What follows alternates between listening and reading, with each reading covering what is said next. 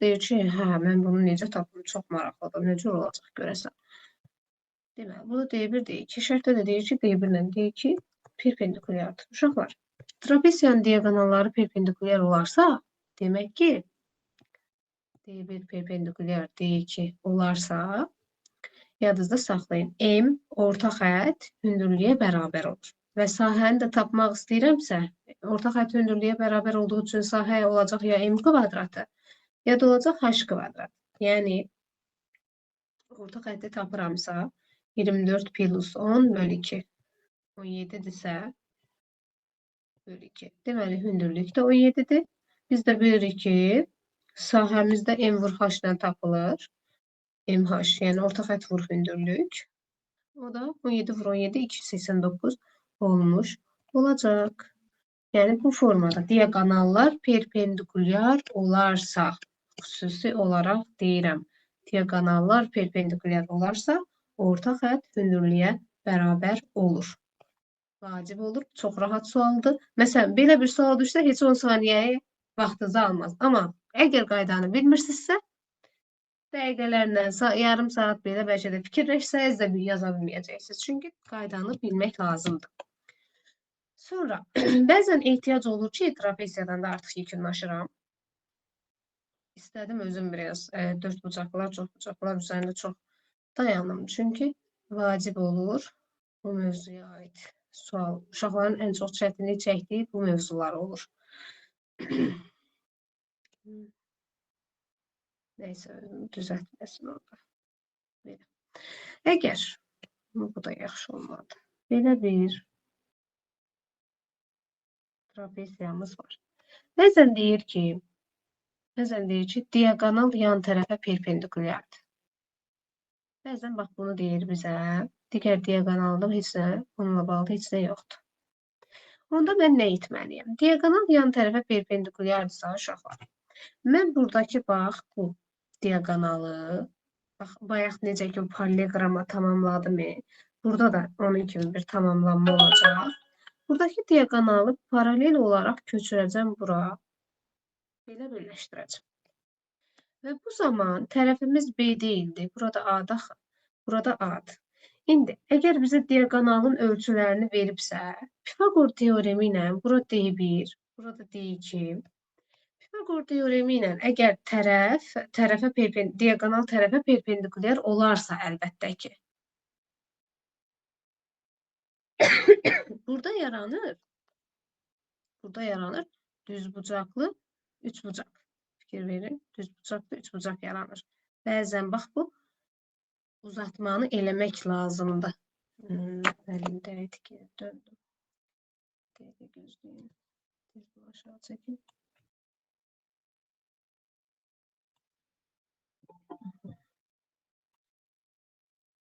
Belə.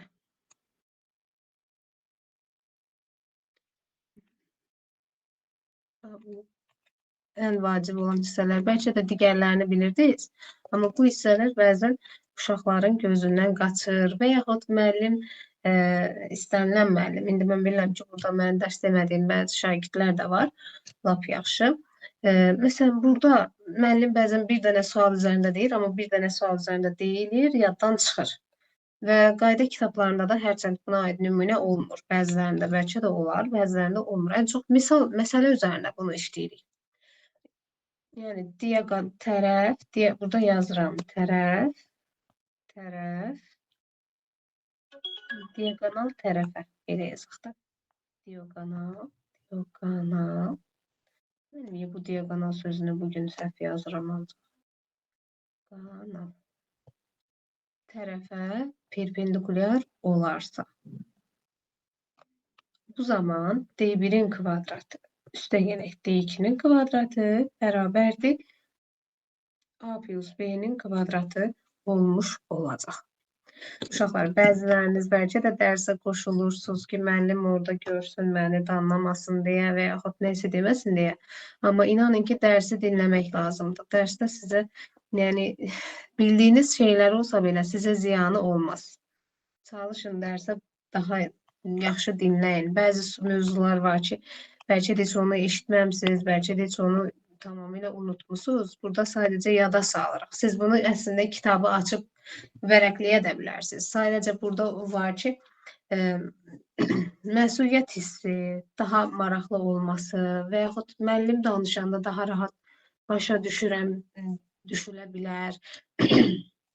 Belə olanda daha məsuliyyətli hiss edib 1 saat yarım, 1 saat vaxtınızı riyaziyyata ayıra bilərsiniz.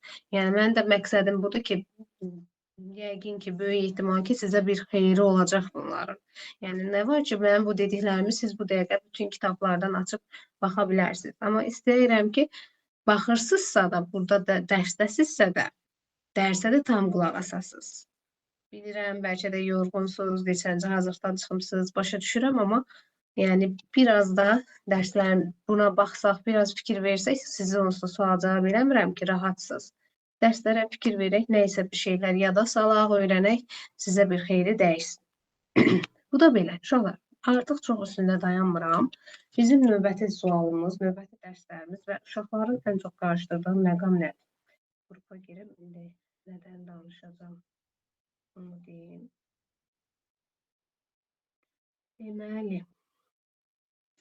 dördbucaqlar, çoxbucaqlar, indi isə həqiqi ədədlər və rasional ifadələr. Mən bunu çox üzərində dayanmayacağam bu mövzuların.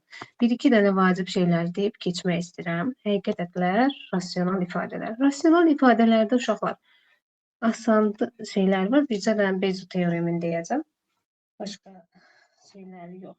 Bir-iki şey deyəcəm hərəsinə. İndi bizə lazımdır nə? Bizə lazımdır həqiqi ədədlərdə ən çox düşən suallar. Ona görə mən nümunələr yazacağam ki, həmin nümunələrdə diqqətli olaq. Uşaqlar, moduldan bilirik ki, həmişə müsbət çıxır. Lakin bu biraz məsələlərimizdə fərqli olur. Gərək biz fərqli yanaşaq. Moduldan müsbət çıxır demək bu o demək deyil ki, həmişə moduldan müsbət işarəli ədəd çıxsın. Moduldan ədəd çıxardanda biz nəyə fikir verməliyik? Əgər şərt daxilində A0-dan kiçikdir, bir də A0-dan böyükdür söhbətlər. Belə bir şeylər olarsa, A0-dan böyükdürsə, normalda moduldan hər zaman müsbət çıxacaq. Çünki A müsbət daxil. Amma A0-dan kiçikdirsə, moduldan hər zaman mənfi çıxacaq. Çoxunuz fikirləşirsiniz, deyirsiniz ki, bu necə ola bilər? Necə bir mənfi ola bilər? Yəni, biz onu bəzilərinizdə müəmma olaraq qalır. Uşaqlar, biz mənfi 5-dən deyirik, məsəl üçün, müsbət 5 çıxır. Bəs heç maraqlanmısınız ki, necə oldu ki 5 çıxdı? Bu mənfi 5-dən 5 çıxma prosesi necə getdi? Mənfi 5-dən 5 çıxması üçün ifadənin əvvəlcə mən bu formada yazıram. Mənfi 5-in qarşısına mənfi gəlməlidir ki, müsbət versin, düzdürmü? Ona görə, baxın, bu qayda. Mənfi 5-dən bizə 6-cı sinifdə keçirilir bu. 6-cı sinifdən biz öyrədirik ki, moduldan müsbət çıxır. Amma moduldan müsbət çıxmasının səbəbi, prosesi necə gedir? Moduldan müsbət çıxması üçün ədədin qarşısına mənfi gətirirlər ki, 2 mənfi yanaşı gələndə müsbət versin. Bəlkə də bəziləriniz bunu elə normalda elə hazır qayda kimi yazıb tətbiq edirdiniz. Amma səbəbini bilmirdiniz. Səbəb yəni çox sadə bir şeydir. Özünüz də tapa bilərsiniz bu səbəbi. Yəni modulda A0-dan kiçikdirsə, moduldan hər zaman mənfi qoymalısınız ki, çünki A özü mənfidir. Qarşısına da mənfi qoymalıyam ki, bu ifadə normalda mənfi görülə bilər, amma əslində müsbət verir. Moduldan müsbət çıxır. Qarşısına mənfi qoymağımızın səbəbi odur ki, ədəd özü mənfidir. Qarşısına da mənfi qoyuram ki, müsbət versin. Ona görə bəzən, məsəl üçün, belə bir nümunə də yazacağam. Məsələn, deyir ki, bizə x kiçikdir 3-dən və belə bir suallar yazılır. 4 çıxaq x çıxılsın, x çıxaq 5. Deyir, bunu, məsələn, sadələşdirin. İndi 3-dən kiçik qiymət götürürəm, məsələn, 2, məsələn, 1. Bəzən də çox heyrətə gəlirəm. Uşaqlar 3-dən kiçik 2-ni götürür, qoyur yerinə hesablayır. Çox belə hesablayır. Hətta heç işarəyə də fikir vermir. Bax, beləcə də hesablayır. Cavabı tapır mənfi 5. Amma hətta o mənfi 5-i ilə modula salır, müsbət edib yazanlar da var. Etməyin, eləməyin. Mən onda deyirəm ki, riyaziyyatı təhqir edirlər uşaqlar. Deməli, bu şərtdə demir ki, x bərabər 2. Yəni, bunu demir. Gətirib yerinə 2 qoymayın. Burada bəzi uşaqlar var, yəni potensialını bilirəm. O uşaqlar onu edə bilər. Etməyin. Deməli 3-dən kiçik bir dənə 2 qiymətini qoydum. 2 qiymətini qoyanda 4-dən 2 çıxanda təsəvvürümdə müsbət eləyir. Ona görə modulu olduğu kimi açıram. Heç bir fərq eləmir. Amma burada 2-dən 5 çıxanda mənfi eləyir. Ona görə modulu açanda mən 5 çıx x kimi yazıram. Niyə mötərizədə yazdım? Çünki ifadənin qarşısında mənfi var. Mənfi olduğu üçün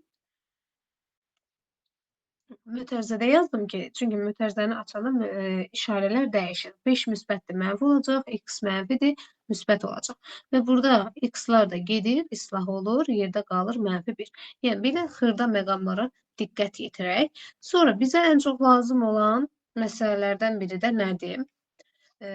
Tərtib, standart şəkil. Nədənsə çox asandır, nədənsə uşaqlar çox tez-tez qarışdırır. Standart şəkilə ədədi gətirəndə standart sığıtı şəkil yazıram, yəqin ki, hamınız sonradan da baxanda biləsiniz. Tərtib nədir bilək. Deməli, ədədlər hər zaman 1 ilə 10 arasında olmalıdır.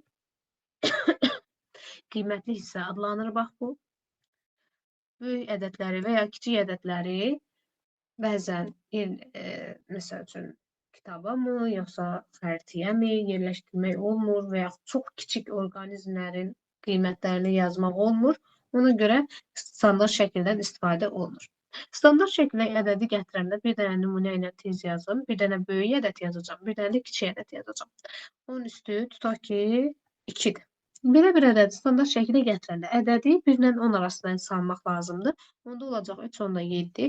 Virgüldən sonra sayıram. 1, 2, 3, 4, 5, 6. Olacaq 10 üstü 6. Sonra da 10 üstü 6 ilə 2 toplanır və bizim olur 3,7 vurulsun 10 üstü 8.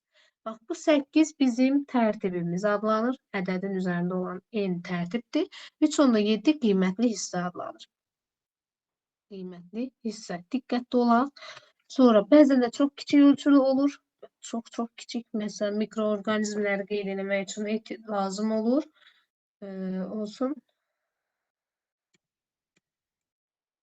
63. Belə bir ədəddə heç onu yazmıram. Mən bunu standart şəkildə qeyd etmək üçün ədədi 1 ilə 10 arasına gətirməliyəm və vergülü 6 ilə 3 arasına qoydum. Vergüldən digər vergülə qədər 1, 2, 3, 4, 5, 6, 7, 8 dənə ədəd var. Onda olacaq 6,3. Kiçik ədəd olduğu üçün -8. Şimdi bu olacaq Q his yazıram. Buna da T yazıram. Artıq siz bildiniz. Bu da sizin tərtib və qiymətli hissə ümumi də standart şəkliniz ya da düşmüş olsun. Sonra bizə lazım olur tam və kəsr hissə. Yenə deyirəm, bu da çox rahatdır. Hətta belə bir asan bir nümunə yazacağım. 5/3-ün bilirsiniz ki, tam hissəsi 5. Kəsr hissəsi olacaq 0,3. Eləm. Nə asandır, buna nə var ki, müəllim bunu niyə soruşur ki? Bəs yaxşı uşaqlar. Sizə bir dənə sual verək. -11,3-ün tam hissəsi nədir? Məsələn, buradakı indi bəzi uşaqlardan bəziləri deyir ki, biri deyir -11-dir, biri deyir -10-dur, biri deyir -12. Görəsən siz hansısınız? -11 deyənlər yanılırlar. Deməli, çünki burada tam hissə ədədin özündən kiçik olmalıdır. -11,3-ü mən qeyd edəndə, -11, -11,3, bir də -12. Özündən kiçik ən böyük tam ədəd, özündən kiçik ən böyük tam ədəd nədir? 12, -12. Diqqətli olun. 2021-in buraxılışına düşüb bu sual. 2021-in və sualda -4 idi. Ya buraxılışı idi, ya sınağı idi. Çünki həmin ildən bir yaxın tanışım imtahan vermişdi. Mən hələ universitetdə oxuyurdum, amma baxmışdım ona. O sualı yadımda elə qaldı. Yəni, -4-ün tam hissəsini soruşurdu. Və uşaqlar bunu götürüb 3 yazmışlar, -3 yazmışlar və çoxsunda çox uşaqda sadə və elementar səhv kimi qəbul elədim mən onu. -12. Kəsr hissəni tapanda ədədin özündən, -11,3-dən -12-sini çıxırlar. 2 mənfi yanaşı gəlib deyə 12-dən çıxırıq 11,3-ünü 0,7 və çoxunuz da bilirəm ki, bunu götürüb 0,3 yazardınız. Edərdiniz. İndi bəziləri deyəcək, müəllim necə də düz bilirik. Yəni, gördüyümüz odur. Bax, burada deyirik, yaddan çıxır bəzən, yadınızdan çıxmasın. Sonra bəzən də belə köklə olan ifadələr olur. Bir dənə müsbətin yazacağım, bir dənə də mənfisini yazacağım. Deməli, tam və kəsr hissəsi. Kök altı 23-dən təxmini nə çıxır? 25-dən 5 çıxırsa, bundan da məsələn 4 onda 8 çıxır. Bunun tam hissəsini desəm, tam hissə olacaq 4, müsbət ədəddə problem yoxdur. Kəsir hissəni deyəndə, bayaq dediyim kimi, ədədin özündən tam hissəni çıxıram. Ədədimiz kök altı 23-dür. Kök altı 23-dən tam hissəni çıxıram. Bu da bizim kəsir hissəmiz olmuş olur. Elə bəziləriniz sual verir. Müəllim, belə də saxlayaq? Bəli, belə də saxlayın, cavabda da belə olacaq. Narahat olmayın. İndi kök altı 47-dən qarşısında mənfi də, kökün içində birindəki mənfi ola bilməz. Kök altı 47-dən nə çıxar? Kök altı 47-dən 49-dan 7 çıxırsa, burada da mənfi 6 tamında, nə bilim, 9 çıxa bilər. Təxmini deyirəm, tam cavab demirəm. Bunun tam hissəsi nə olacaq? Bayaqki kimi özündən kiçik ən böyük tam ədəd, əlbəttə ki, mənfi 7 olmuş olacaq. Kəsr hissəni tapanda isə, kəsr hissəni tapanda ədədin özündən, yenə deyirəm, ədədin özündən tam hissəni çıxırıq. Mənfi kök altı 47-dən çıxırıq mənfi 7-ni, tam hissəni işarələrə xüsusi diqqət yetirin. 2 mənfi yanaşı gəldiyi müsbət 7 olur. 7-dən çıxıram kök altı 47-sini. Bəzən belə suallar olur Ayşəxlar. Məsələn, 5 çıxılsın kök altı 13-ün kəsr hissəsini soruşur. Şöyle 5 çıxılsın kök altı 13-ün kəsr hissəsini soruşanda bizə zaten kəsr hissə lazımdır. 5 lazım deyil. Sadəcə mənfi kök altı 13-ün kəsr hissəsini tapacaqsınız. Bunun tam hissəsi mənfi 3,7 deyə, məsələn, yəni təxmini çıxan ədəd. Məsəl üçün deyirəm. Bunun tam hissəsi olacaq mənfi 4. Kəsr hissəsi də ədədin özündən yenə mənfi 4-ü çıxırıq. O da bizə verəcək. Birbaşa yazıram artıq. Bayaqdan yazırıq deyə. 4 çıxılsın kök altı 13 olmuş olacaq. Bu da belə. Sonra keçirəm rasional ifadələrə. Rasional ifadələr. İndi nə qədər təkrar eləsək, o qədər uşaqlar ehtiyac olacaq. Əlavələr də salaram. İndi çox yorğun olanda da çox zaman sizə başınıza gelmir. Ona görə çox yormayacağım. Mən orada mövzuların adlarını çox yazmış ola bilərəm. Bəzi mövzular üzərində çox dayanıram. Çünki istəyirəm ki, vacib olan məlumatları alasınız. Yəni, narahat olmayın. İmtahana qədər 17 günümüz var. Ehtiyac olacaq. Gecə saat 12-də də dərs qoşaram. Gecə saat 12-də də danışarıq. Yəni, mənə fərq eləmir. Əsas odur, siz imtahana tam hazırlıqlı olasınız. Belə. Rasional ifadələrdən danışaq. Rasional ifadələrdə bizə ən çox nə lazımdır? Düsturları bilirsiniz, qüvvətin xassələrini bilirsiniz məncə. Ehtiyac varsa mənə onu şəxsi də deyin. Biz bir daha təzədən təkrar izah edərəm. Sizə ən çox lazım olan düsturlar, uşaqlar. Bax, bu düsturları mütləq şəkildə çox vacibdir. Bəzən heç ağla da gəlmir ki, bunu tətbiq edeyim ya yox. Bax, bu düsturlar çox lazım olur. Bu düsturlardan yadda saxlayın. A kvadrat üstəgələ B kvadratı. Bir də bunun üstəgələklisi olan lazım olur. 2AB. Bax, bu düsturları bilməliyik. Ən çox lazım olur. Ən çox düşən düsturlardan biri də yəni məşhurdur. Artıq bunu bilməyən uşaq da yoxdur. Bunu hər kəs bilir. Yəni ən vacib olanlardır. Çox suallarda, hətta bir çox məsələlərdə belə bir mövzu yoxdur ki, rasional ifadələri keçməzdən əvvəl keçəndən sonra o mövzuda bu düsturları tətbiq etməyəsiniz. Tənliklərdə də düşür, hətta ədədi silsilədə də ehtiyacı olur. Həndəsə desəz, həndəsədə də, çevrədə də, yəni həndəsənin əsas anlayışlarıdır, çevrədir. Sonra 3 bucaqlardır, 4 bucaqlardır. Yəni demək olar ki, bu düsturlardan çox tətbiq edərək məsələlərimizi, misallarımızı həll edirik. Bu düsturlar çox lazımlıdır. Digərləri də lazımlıdır. Bəzən məsələn kub düsturlarını yaddan çıxaranlar olur. Uşaqlar, indi özünüzü tanıyırsınız da, özünüz bilirsiniz. Yəni özünüzü hər kəs aldada bilərsiniz, özünüzü əsla. Yəni o düsturlarda bir probleminiz varsa, o düsturları açıb təkrarən öyrənin. Tətbiqində problem yaşayırsınızsa, mənim şagirdlərim və yaxud kənar insanlar fərq eləmir. Tətbiqində problem yaşayanlar, məni dərsdə və yaxud kursda və yaxud fərdidə yanında olanlar. Yəni onu mənə deyin, mən onu bir daha sizə üzərindən keçim, daha ətraflı öyrənəsiniz. Keçək, rasional ifadələrdə mən nəyi demək istəyirdim? Uşaqlar, rasional ifadələrdə hətta topluda bir sualımız var. İstəyirəm mən həmin sualı qeyd edeyəm. 2-də 1 K x kubuydu deyəsən belə bir sual idi. Üstə gəlsin 32 bərabərdir. X çıx. Yoxsa çıxaq idi bu. Hə, çıxaq idi. X çıx 4. Px. Belə bir çoxhəlli yazılıb. Belə bir çoxhəllimiz var. Qoyun bir dənə mən onu kitabda yanımdadır. Kitabdan baxım. Bu sualda bəzən uşaqlar çox çətinlik çəkir. Elə istəyirəm bu sualın üzərində deyəm. Çoxhəllilər mövzusunda. Hardaydı o?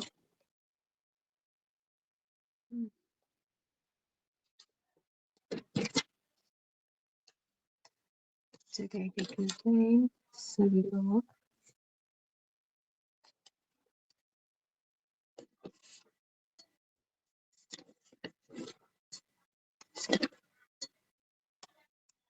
Buradaymış. Karşıma çıkmadı. Deyəsən belə deyil. Bir problem yox. Belə bu formadaydı. Bu formadaydı sual. Bence bu formadaydı. Bir problem yoktu.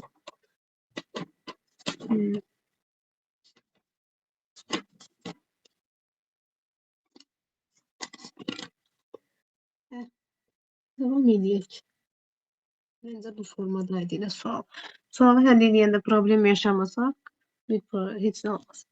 Deməli, bizə deyir ki, K'nın K kubu çıxılsın 32. Yoxsa heç burada K yox idi. Hə, K yox idi. Belə bir ifadədir. 2-də 1 x kubu çıxılsın 32 bərabər x çıx 4 px çoxhəllisində. Yəni belə bir bərabərlik verilib və bizdən px çoxhəllisini soruşur. Px'in qruplarını tapaq. Yəni hədlərini, çoxhəllini tapaq. Bu formada sualı həll edəndə biz nə etməliyik? Uşaqlar, bu çoxhəllinin qruplarından biri verilib. X çıx 4. Bezu teoreminə görə, Bezu teoremini artıq bir çox şagirdlərimiz bilir.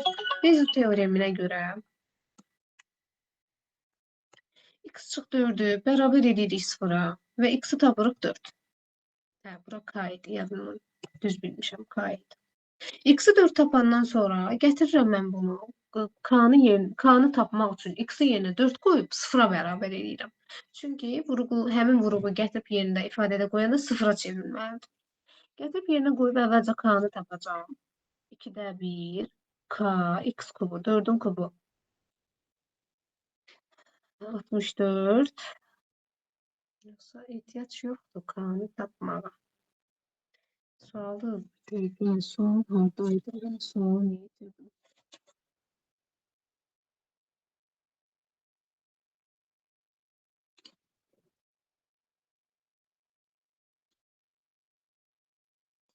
Ha, burada tapdım. Ha, bu sualı tapdım. Burada 2'də 1 yoxdur. Kx kubu çıx 32 var. X çıx 4 bx. Hə, düz tapmışam. Hə, burada gətirib deyirəm axı 2'də 1 qoyanda sual səhv alınır. Tapdım elə. Şimdi burada x'i yerine 4 koyanda olur k vurulsun 4'ün kubu. Hə, k 2'də 1'də yadımda ilə qaldı. Çıxılsın 32. Bərabərdir 0 eləməlidir. 64 k bərabərdir. Mənfi 32. Bu tərəf keçən müsbət 32. K da bərabərdir 2'də 1. Artıq 2'də 1'i tapandan sonra gətirib yerinə qoyacağım. Ondan sonra px'i rahatlıqla tapa bilərəm. 2'də 1 x kubu çıxılsın 32. Bərabərdir. Bunu mən vuruqları ayırmaq üçün nə etməliyəm? Orada 2'də 1 və 32 heç bir ədədin kubu deyil. Ona görə 2'də 1'i mən mötərizə xaricə çıxartsam, burada qalar x kubu çıx, 32'nin içərisinə 2'də 1 çıxartsam, 64 eləyər. Çünki 64 yazmalıyam. Çünki 2'də 1'i təzədən 64'ə vuranda 32 eləməlidir. Mən bunu yazandan sonra x kubu çıx 64'ü mən yazaram 2'də 1 x kubu çıxılsın 4'ün kubu kimi. Daha sonra da vuruqları ayıra bilərəm. 2'də 1 x çıx 4 sonra x kvadratı çıxılsın üstə gəlsin hasilləri üstə gəlsin 4'ün kvadratı 16. İndi bizə x çıx 4'ü istəmir də bizdən digər çoxhəll istəyir. 2'də 1'ə də vururam. 2'də 1 x kvadrat üstə gələ 2 ilə bu 4 gedir.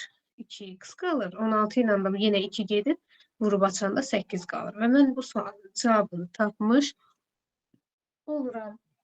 Bu da belə. Sonra çoxhədlərdən bu qədər. Çoxhədlər üzərində çox dayanmaq istəmirəm. Yəni ən çox da yəni belə Bezo teoremi ilə bağlı suallar çətin olur. Bir də vuruqlara ayrılma bəzən çətin olur. Bir dənə mən sizə bir şey öyrətmək istəyirəm. Vuruqlara ayrılma ilə bağlı gözümə bir sual sataşdı. Ona görə demək istədim. Bax, belə bir sualı vuruqlara ayıranda bəzən uşaqlar çox çətinlik çəkir. Və düşünürlər ki, görəsən bunu biz necə vuruqlara ayıraq, hansı formada parçalayaq ki, bir-birinə uyğunluq yaransın. Vuruqlara ayıranda, indi burada rahat bir misal ola bilər, daha asan bir yolla taparsınız. Burada nə etməliyəm? Xüsusi bir qayda deyirəm sizə. 3-ü -7-yə vururam, eləyir -21. Eləmi? İndi mən burada -21 tapdım. Bu 4x-i, -4x-i elə parçalamalıyam ki, -21 eləsin. Ona görə -7x üstə gələk. 3x kimi parçalamaq olarmı? Olar əlbəttə ki. Belə bu formada parçalayandan sonra x-i çıxardıram mötərizə xaricinə, burada kvadratda. 3x çıxaq 7. Burada dedi 3x çıxıq 7 olduğu kimi yazaram. 3x çıxıq 7-ni çıxardıram mötərizə xaricinə, x plus 1 olur. Bu biraz rahat idi. Elə ədədlər özü olduğu kimi oldu. Başqa bir şey. Məsələn, burada bir sual da var. Deyir 8x kvadratı çıxılsın 15xy çıxılsın 2y kvadratı. Burada da yenə eyni qaydanı tətbiq edəcəm uşaqlar. 8-i -2-yə vuracam. Eləyir -16. İndi mən burada -15xy elə parçalamalıyam ki, əmsallarını bir-birinə vuranda, burada necə ki, əmsalları bir-birinə vuranda -21 eləmişdi. Əmsalları bir-birinə vuranda -16 eləsin. Vuruqlara ayrılma da hər zaman düşən suallardan biridir. 8x kvadratı çıxılsın 16 alınması üçün nə yazaram? -16xy üstə gələk. xy kimi parçalaya bilərəm. xy-in əmsalı 1-dir. Bu da isə -16-dır. Və həqiqətən də toplayanda -15 eləyir. Həqiqətən də vuranda da -16 eləyir. Bir-biri ilə əlaqəsi çıxmış olur. Bu formada rahat üsuldur. Bax, bu rahat üsulu tətbiq edə bilərsiniz. Biraz ayrı qoyum. Yəni, əmsal olaraq göstərirəm. Bu -16, bu da 1. 16-nı 1-ə vuranda eləyir -16. Burada da bunu artıq vuruqlara ayırıram. Bu üsulu görəsən bilən varmı? Əl işarəsi qoya bilər bilənlər. İndi bilməyənlər də qoyacaq, heç yox. Heç nə. 8x-i çıxardıram mötərizə xaricinə. Burada qalır x çıxılsın 2y. Burada da mən sadəcə y-i çıxardıram mötərizə xaricinə. Burada olur x çıxılsın 2y. Daha sonra da x çıxılsın 2y-i mötərizə xaricinə çıxardaraq bu sualı bitirmiş olaram. Bax, vuruqlara ayırdım. Rasional ifadələrdən bu qədər. Sonra bizə nə lazımdır? İndi nəyə baxaq? Mövzularımızdan. Həqiqətlə rasional ifadələr danışdıq. Gəlin indi başlayaq bir məhsullu tənliklərə. Bir məhsullu tənliklərdən sonra uşaqlar, yəqin ki, ilk gün aşarıq, yorularsınız artıq. Qalanlarda nə qalıbsa, növbəti dərsdə birləşdirib deyəcəm. Narahat olmayın. Bir məhsullu tənliklər. Bəzən fikrimizdə tutduğumuz planla elədiklərimiz alınmır. Çünki riyaziyyat o qədər dərin bir mövzudur ki, hələ də ki, bəzi şeyləri qısa-qısa keçib gedirəm. Könül istərdi ki, daha uzun formatda, daha uzun şəkildə deyək. Amma il boyu çalışmışsınız, məncə kifayət edər. Kiminsə də, hansı hissədə, hansı mövzuda, hansı sualda hər hansı bir problemi varsa mənə bildirər. Şəxsidə də, yəni məktəbdə, qrupda, kursda, fərdidə, harada olur, yəni WhatsAppda, harada istəyirsinizsə mənimlə kontaktda qalıb suallarınızı verə bilərsiniz. Çətinlik çəkdiyiniz yerlərdən deyərsiniz. Düzdür, gec baxıram, çünki hər gün saat 11-də qutarıram bütün dərslərimi. Gec baxıram, amma baxıram. İndi isə daha, məsələn, əvvəllər daha biraz təxirə salmış ola bilərəm. Yəni, uşaqlar burada biraz çaşqınlıq olmazsa xətrinizə dəyməsin. Əvvəllər biraz təxirə sala bilirdim, çox yorğun olduğumdan, amma artıq yorğunluğa heç nə baxmır, çünki bu dəqiqə sizin həyatınız həll olur. Ona görə də yəni çəkinmədən suallarınızı verin mənə. Gec də olsa baxacam, amma əsas odur, deməyin ki, müəllimdən çəkinirəm və yaxud müəllim yorğun olar, cavab verməz. Bəzən hətta bəzi uşaqlar var ki, psixoloji olaraq deyirəm. Deyir ki, müəllim cavab verməsə və ya gec cavab versəm şey olur, pərt olmuş kimi özünü düşünə bilər, pis olmuş ola bilər. Elə bilər ki, həqiqətən bilərəkdən cavab vermirəm. Xeyr, vaxtım olmadığı üçün, hazırlıqda olduğum üçün cavab verəmirəm. Amma indi daha artıq son günlərdir. Ona görə də mütləq şəkildə baxacağam, cavablayacağam. Onsuz da həmişə cavablayıram. Sadəcə biraz gec cavablaya bilirəm. İndi siz də rahatlıqla suallarınızı verin. Gec olsa da baxacağam, sizə məlumat verəcəm. Çəkinməyin, qətiyyən. Öz şagirdlərim olsun və yaxud başqa xarici şagirdlər olsun. İmtahana qədər nə kimi problem varsa mənimlə bölüşə bilərsiniz. İnşallah ki, həll edə biləcəyim bir şeylər olar. Riyaziyyatla da bağlı ola bilər, psixoloji də ola bilər. Yəni, mənlə ünsiyyət qurmaqdan çəkinməyin. Bir məhsul tənliklərə keçək. Uşaqlar, bir məhsul tənliklərdə ən çox nə lazımdır bizə? Xətti tənliklərdən sadəcə araşdırmanı deyəcəm.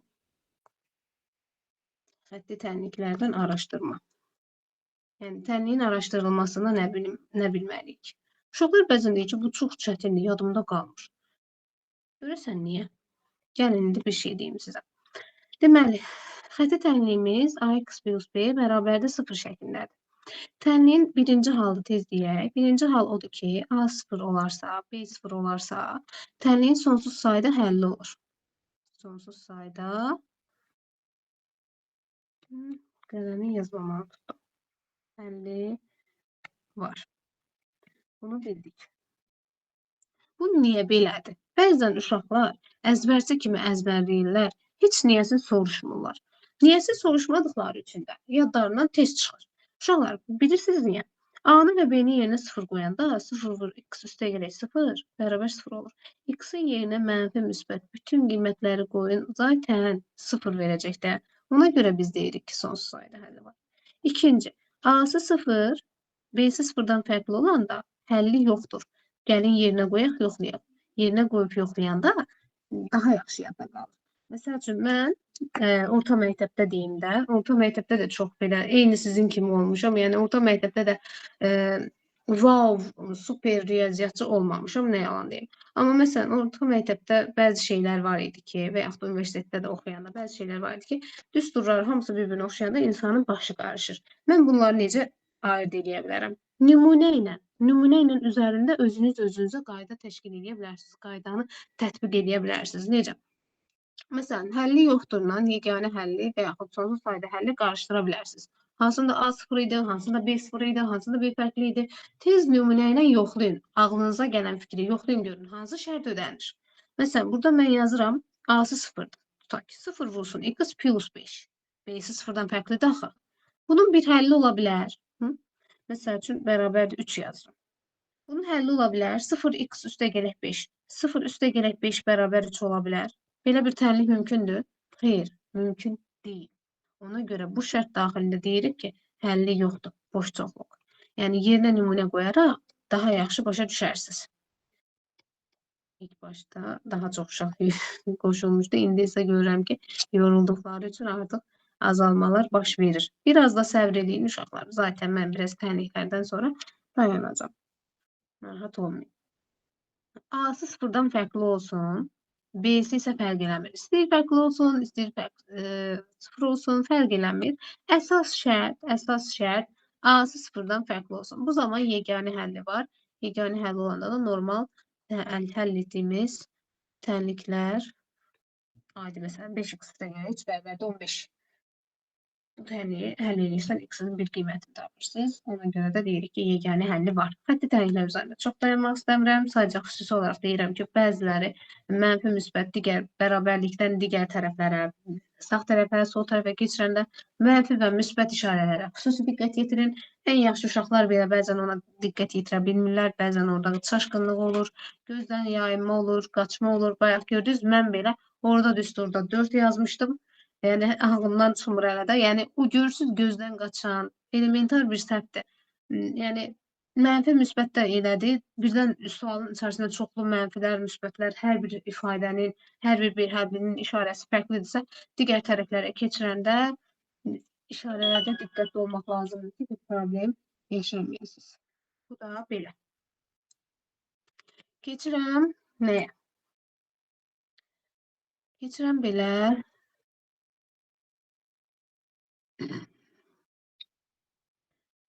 Kvadrat tənlikləri. Ən çox lazım olan kvadrat tənlik. Kvadrat tənliklərdə düsturlarımızı bilirik. Mən bir-iki şey deyəcəm. Bəzi fərqli məqamlar deyəcəm. Kvadrat tənliklərdə bizə nə lazımdır? Deməli, ax kvadratı üstə gələk bx üstə gələk c bərabərdir 0 tənliyidir. Kvadrat tənlikləri yazımı öyrənmək üçün bilirik ki, diskriminant lazımdır. B kvadrat çıxar 4ac. Bunu hər kəs bilir artıq. Elə belə qeyd edirəm. Yəni, plus minus kök altı d böl 2a. Belə kvadrat tənliklərimizin tapılma düsturudur. Ən çox vacib olan düsturlarımızdan biri Viet teoremidir. Bəzən uşaqlar Viet teoremini tətbiq etməkdə çox çətinlik çəkirlər. Viet teoremini tətbiq edəndə nə etməliyik? Deməli, əvvəlcə çevrilmiş kvadrat tənliyi olmalıdır. Uşaqlar, çevrilmiş kvadrat tənlik x kvadratın əmsalı kvadrat tən, kıvı tənlik yazdım. Yəni, onsuz da başa düşəcəksiniz. Yəni, a-sı müsbət 1 olsun. Müsbət 1 olsun, mənfi də olmasın. Müsbət 1 olsun. Mütləq şəkildə a-sı müsbət 1 olsun. Çevrilmiş kvadrat tənlikdə.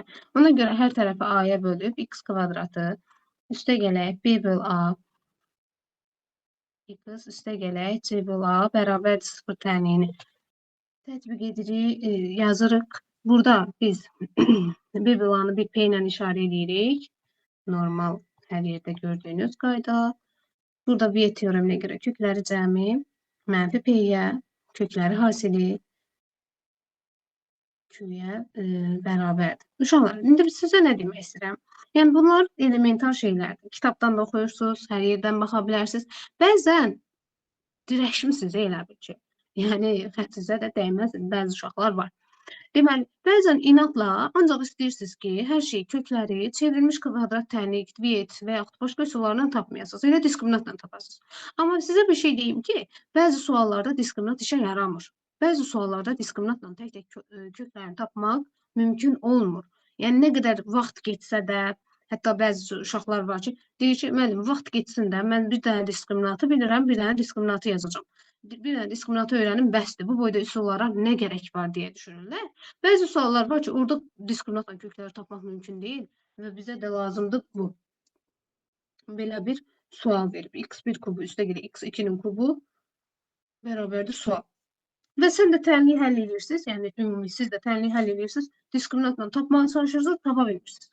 Yəni, ona görə deyirəm ki, yəni, Viet teoremi çox vacibdir. Viet teoremini tətbiq eləmək lazımdır. Kökləri cəmini mənfi p, kökləri hasili q. Düsturunda açılışları yazaraq həll edə bilərsiniz. Şimdi bu sualı yazdım deyə istəyirəm qeyd edeyim. Düsturun açılışını qeyd edirəm. x1-in kvadrat çıxılsın. x1, x2 üstə gələk x2-nin kvadratı. Burada da məsələn x1, x2-nin kvadratında ayrıca bir olaraq bayaq qeyd eləmişdim. Ayrıca düstur olaraq qeyd edib tapa bilərsiniz. Sonra da gətirib yerinə qoyub hesaplayarsınız. Yəni, bu formada yazacaqsınız. Misallarda çoxunda tətbiq olunan bir qaydadır. Bu da belə. Sonra bizə nə lazımdır? Bizə lazımdır bir fərqli qayda yenə deyirəm. Sizə fərqli dediyim, yəni mənim şagirdlərim bilir. Onlara yenidən yada salaq. Deməli, ax kvadrat üstə gələk bx üstə gələk c. Bərabərdir 0 tənliyində. Bilirik ki, bilirikmi? Sual. Görəsən bilirikmi? Görəsən bilirikmi? Deməli, əmsalları cəmi 0-a bərabər olarsa, biz kökləri necə rahat yolla tapa bilərik?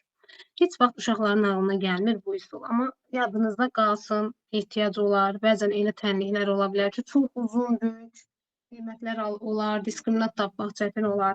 Yəni, A, B, C əmsallar cəmi 0 olarsa yadınızda saxlayın. Köklərdən biri həmişə avtomatik 1 olur. Köklərin digəri isə mənfi B, B bölünsün A olur. C böl A. B yazdım. C böl A olur. Məsələn, belə bir sualdır. 2x kvadratı çıxılsın 9x, üstə gəlsin 7. Çoxunuz bunu diskriminantla həll edə bilərsiniz. Bəli, həll edə bilərsiniz. Heç bir problem yox. Amma daha son yolumuz var da. Deməli, A-mız 2, mənim səsim gedir artıq. B-miz 9, C-miz isə 7.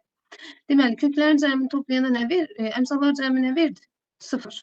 Cəmi 0'dır. Onda bunun bizim birbaşa kökümüz olacaq 2, deməli 1, biri olacaq 1, digəri də olacaq 7/2. Birbaşa cevabı tapmış oldunuz.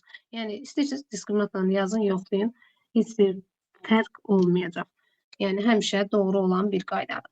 Bir digər qaydamız isə eyni suala aiddir. Eyni qayda şəklindədir. Sadəcə bir fərq odur ki, A çıxılsın B üstəgəlsin C bərabərdir 0 olarsa.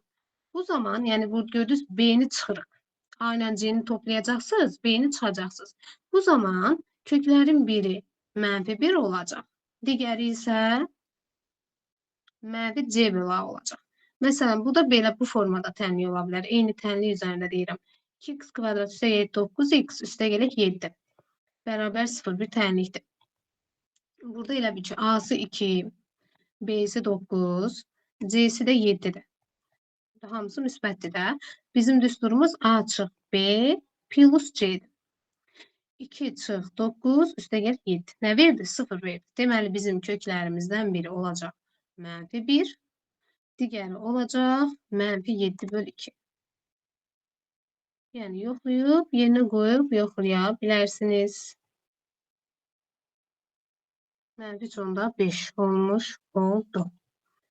Bu da belə.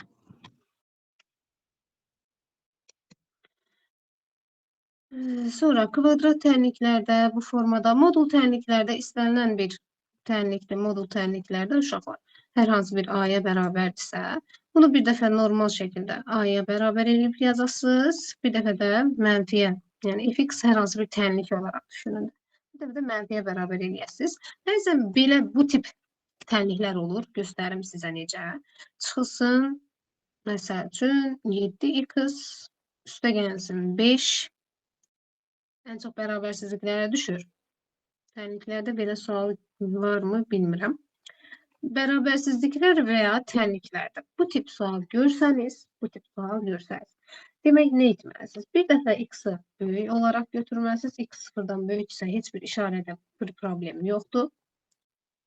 Bərabər 0 götürüb əldə edəcəksiniz. Bir dəfə də x-i sıfırdan kiçik götürürsünüz. Onda qarşıya mənfi gəlir. Onda üstə gələk 7x olur. Üstə gələk 5. Mən tənliyə rast gələyəm. Yəni dilimdə indi o tənliyin həlli olmaya da bilər. Bilirik ki, diskriminant sıfırdan böyükdürsə 2 müxtəlif həll olur. Sıfırdan böyükdürsə 2 müxtəlif həll olur. Həll var. Diskriminant sıfırdan kiçikdirsə həqiqi kökü yoxdur. Bu bərabərlik deyək birinci sırayla da. Ənənəvi sıramız pozulmasın. 2 bərabər kökü var. Burada həll yox, kök yazmalıyım. Kök. 2 bərabər kök var. Diskriminant sıfırdan kiçikdirsə, deyirik həqiqi kökü yoxdur, amma kompleks əmsallı, yəni xəyali kökü var. Həqiqi kökü yoxdur. Uşaqlar, qısa bu formada məlumatlar verdim. Ümid edək ki, sizə bir xeyri dəyər. Hər hansı bir sözünüz, sualınız, nəsə bir demək istədiyiniz bir şey varsa, indi də deyə bilərsiniz və yaxud növbəti şəxsdə də yaza bilərsiniz. Ümid edirəm ki, nəsə bir şey qatdım sizə. Ümid edirəm ki, hamısını bilirdiniz və ümid edirəm ki, daha da möhkəmləndirdiniz qaydaları. Oldu. Çox sağ olun. Gecəniz xeyrə. Biraz istirahət edin, amma sonra yatmayın, dərs oxuyun. Allah əziyyətinizi görsün, Allah əziyyətinizin qarşılığını versin. Oldu. Sağ olun.